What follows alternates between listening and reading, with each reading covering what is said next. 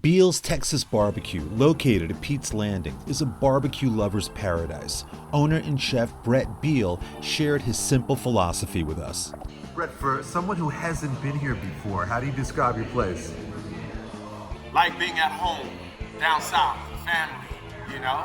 That's pretty much the feeling that we try to get out to people.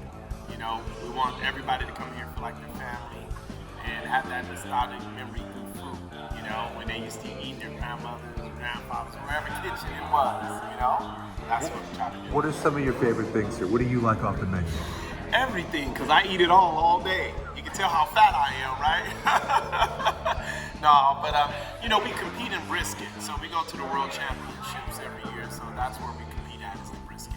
You're going to show us around a little bit. You're expanding. You're going to take us outside. Yeah. Show us the new digs. So why don't we go do that, all right? Yeah, absolutely.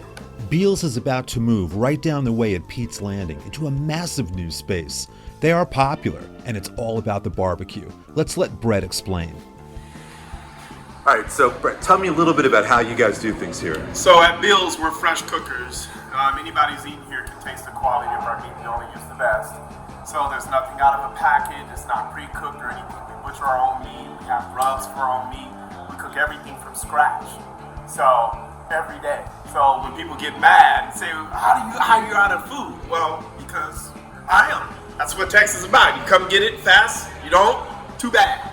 Let's have a look. So we're smoking some ribs right now. Excuse the heat.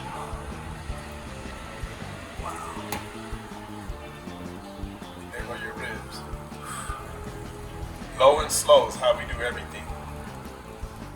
Brett Beale, along with his brother Rashawn, have created a down-home barbecue palace right by the beach. So uncover this barbecue. You won't be disappointed.